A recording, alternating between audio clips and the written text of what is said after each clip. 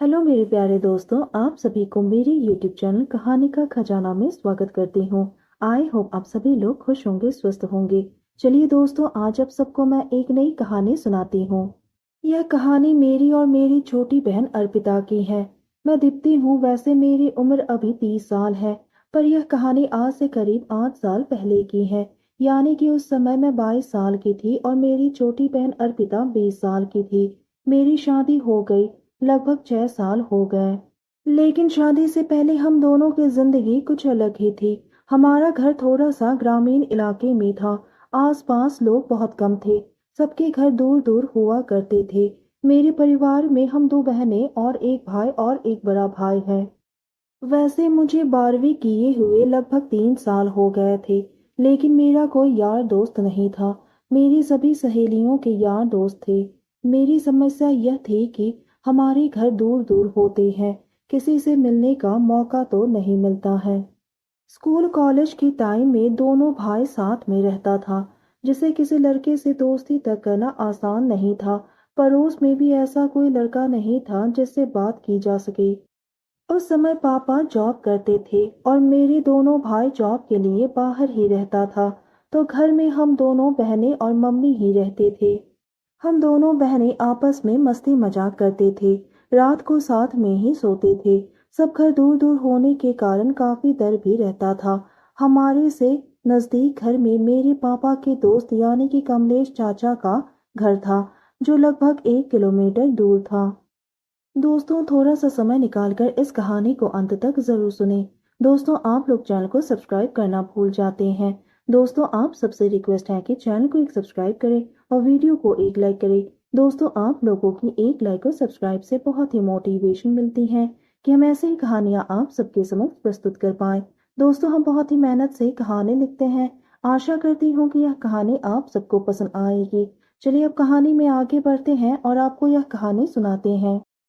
कमलेश चाचा का एक लड़का और एक लड़की थी। चाचा जी खुद टीचर हैं और चाची भी टीचर है। मेरी और दीपक की बहुत अच्छी दोस्ती थी। हम बचपन में साथ ही खेलते थे, साथ ही पढ़ते थे, कभी कभी मजाक मस्ती भी करते थे। बचपन में हम दूल्हा दुल्हन का खेल भी खूब खेलते थे। हम कई बार दोपहर को उसके घर में साथ ही सोते थे। मैं उन्हें भैया कहकर ही पुकारती थी, हालांकि वह मेरा खुद का भाई नहीं था, लेकिन मुझसे उम्र में 1 साल बड़ा था। मैं उसका बहुत ख्याल रखती थी, वह भी मेरा बहुत ख्याल रखता था। जब मैं उसके घर जाती थी, हम दोनों साथ में ही खाना खाते थे। इतना लाडला था, जो अपनी सगी बहन का भी नहीं था जितना वह मेरा था। वह कई बार मेरी गोदी में सिर रखकर सोता था और मेरी हर बात वो मानता था, लेकिन कभी भी मेरे मन में उसके प्रति गलत ख्याल नहीं थे। मेरी सहेलियों ने मुझे कई बार सलाह दी थी कि मैं दीपक के साथ अपने रिश्ते को आगे बढ़ाऊं। वह इतना प्यार करता है तो वह मना नहीं करेगा।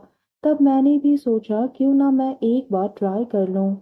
पर समस्या थी उसे पटाना, क्योंकि वह बहुत ही ज्यादा हैंडसम था और सुनने में आया था कि उसकी एक गर्लफ्रेंड भी है, जिसके साथ उसका रिश्ता काफी अच्छा चल रहा था और अमीर परिवार से होने के कारण उसे पैसों की भी कोई दिक्कत नहीं थी। दीपक बहुत अच्छा और नेक दिल इंसान था। वो बहुत ही अच्छी और सहज भाषा में बात करता था। एक बार हुआ ये था कि मेरी मम्मी भी 3-4 दिन के लिए मेरी नैनीहाल में गई थी, क्योंकि मेरी नानी का देहांत हो गया था। तो दीपक को मेरी मम्मी ने बोल दिया, रात को हमारे घर ही सोना 3-4 दिन, क्योंकि दीप्ति अर्पिता अकेली है, उन दोनों को डर लगेगा। तो उसने हाँ कर दिया, मैं शाम को आ जाऊंगा। दिन में मेरी मम्मी 12 बजे चली गई। तब मैंने अर्पिता से कहा, आज रात को दीपक के साथ फुल मस्ती करेंगे। मैंने सोचा ये अच्छा मौका है, मम्मी भी घर पर नहीं है। वैसे अब 3-4 दिन दीपक हमारे पास ही रहने वाला था, तो मुझे दीपक को पटाने में कोई दिक्कत नहीं होगी। बस दीपक को शक नहीं होना चाहिए। दीपक के आने से पहले मैंने उस दिन बहुत ही अच्छी सी ड्रेस पहनी थी और अर्पिता ने भी एक खूबसूरत से सलवार कुर्ता पहना था, जो हल्की पीली रंग की थी। मैं दिखने में सुंदर थी और बाल हमेशा खोल कर रखती थी, जो कि मेरे कमर तक आते थे। और जब भी मैं गुजरती हूँ, तो हर कोई एक बार मुझे मुड़ के जरूर देखता है। फिर शाम के 6 बजे के आसपास दीपक आया। आते ही उसने मुझे देखा तो ऐसा महसूस हुआ कि वह मुझे देखता ही रह गया था। फिर मैंने उसे पानी पिलाया और अर्पिता को चाय बनाने को बोल दिया। अर्पिता चाय बनाने चली गई। फिर थोड़ी बहुत बातचीत हुई और मैं बेडरूम में चली गई। वह भी वहीं आ गया और टीवी देखने लगा। हम दोनों आपस में बातें करने लगे। काफी देर तक इधर उधर की बातें हुई। मैं उसकी गोदी में सर रखते हुए टीवी देख रही थी।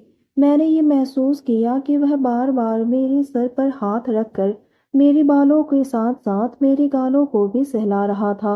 मैंने उसे कुछ नहीं कहा। फिर हमने खाना खाया। रात को 8 बजे के आसपास हम सोने चले गए। हम तीनों ही एक ही रूम में लेट गए। बीच के पलंग पर दीपक, उसकी दाहिने तरफ चारपाई पर मैं और बाईं तरफ की चारपाई पर अर्पिता सो गई। लेकिन मैं और दीपक अभी भी टीवी देख रहे थे। इस कारण नींद नहीं आई थी। दीपक मेरी गोदी में सिर रखकर टीवी देख रहा था। उसे वहीं पर नींद आ गई थी या फिर नींद का नाटक कर रहा था। फिर मैंने उसको वही पलंग पर सही से सुला दिया और मैं भी पास में सो गई। वैसे उसके हमारे घर आने के बाद मैंने यह महसूस किया कि दीपक बार बार मुझे निहार रहा था। उसका ध्यान मेरे ऊपर से हट नहीं रहा था। शायद उसका मूड आज कुछ अलग ही था। रात को सोते हुए मैंने जानबूझकर दीपक के पैर पर अपना पैर रखा और धीरे धीरे टच किया। उसकी कोई प्रतिक्रिया नहीं आई या फिर उसने भी नींद में होने का नाटक किया, पता नहीं चला। फिर मैंने अपना हाथ उसके सीने पर रख दिया तो मैंने महसूस किया कि उसकी दिल की धड़कन जोर जोर से धड़क रही थी।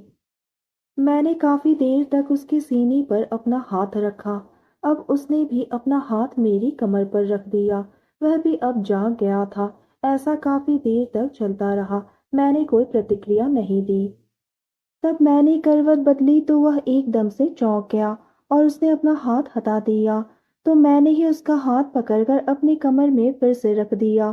फिर वह मेरे कानों में आकर बोला, क्या तुम भी वही फील कर रही हो जो मैं फील कर रहा हूँ? मैंने हाँ में सर हिलाया। तब उसने मुझसे पूछा, यह अर्पिता जागेगी तो नहीं? मैंने कहा, नहीं भैया, ये नहीं जागेगी। लेकिन जाग भी गई तो कोई बात नहीं। दीपक ने मुझे कहा, दीप्ति तुम मुझे भैया कहकर मत पुकारा करो। हम थोड़ी ना भाई बहन हैं। तुम मुझे मेरे नाम से ही पुकारो। हम दोनों ही अपनी मस्ती भरे पल में खो गए और जो नहीं होना था वो सब हो गया। आज हम दोनों ने अपने प्यार की सागर में डुबकी लगा दी। इन 22 सालों में पहली बार किसी के साथ अपनी हद पार की है। मैं सिसकारियां लिए जा रही थी। शायद अर्पिता को भी आवाज सुनाई दी, पर उसने कुछ जवाब नहीं दिया। लेकिन दीपक डर गया कि अर्पिता जाग जाएगी तो क्या करेगी पता नहीं। तो मैंने कहा, ये रात को नींद में कभी जागती भी नहीं, चाहे कुछ भी कर लो। उस रात हमने दोबारा, फिर थक हार कर हम दोनों भी सो गए। सुबह के 5 बजे के आसपास अर्पिता जाग गई और गाय का दूध निकालने के लिए घर से बाहर गई। तब तक मेरी नींद खुल गई। मैंने दीपक को जगाया। हम दोनों ही फ्रेश हो गए और अर्पिता भी दूध लेकर आ गई। मैंने चाय बनाई। हम तीनों ने बैठकर चाय पी। उसके बाद घर का काम करने में लग गई और अर्पिता ने कुछ पूछा नहीं। इसी तरह से मेरी और दीपक की मस्ती 3 सालों तक चलती रही। फिर एक दिन मैंने अर्पिता के पास दीपक की एक फोटो देखी। उस फोटो के पीछे हार्ट शेप बना हुआ था। तो मुझे समझने में देर नहीं लगी कि अर्पिता उसे पसंद करती है। लेकिन शायद मेरी और दीपक के रिश्ते को जान गई थी, इसलिए वह कुछ नहीं बोल रही थी। मैंने निर्णय लिया कि मुझे अर्पिता के लिए दीपक से अलग होना ही पड़ेगा। मेरे घर वालों ने मेरी शादी करवा दी। उसके कुछ दिनों बाद अर्पिता भी शादी करके अपने ससुराल चली गई। मुझे लगा था कि मेरी शादी हो जाने के बाद शायद अर्पिता और दीपक शादी कर लेंगे। लेकिन अर्पिता ने ऐसा कुछ नहीं किया। शादी के बाद जब भी मैं कभी घर आती हूँ तो दीपक के साथ पहले की तरह ही मस्ती किया करती हूँ। लेकिन अर्पिता ने शादी के बाद कभी दीपक की ओर मुड़कर भी नहीं देखा। मुझे भी बुरा लगा क्योंकि जिस बहन के लिए मैंने दीपक को छोड़ दिया था वो भी किसी और के साथ शादी करके चली गई। मैं अब 2 बच्चों की माँ भी बन गई हूँ, लेकिन हम दोनों का प्यार अभी भी है।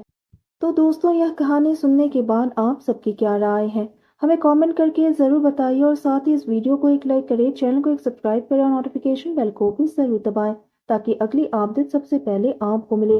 दोस्तों, आपकी एक लाइक और सब्सक्राइब से बहुत ही मोटिवेशन मिलती है कि हम ऐसे ही कहानियाँ आप सबके समक्ष प्रस्तुत कर पाए।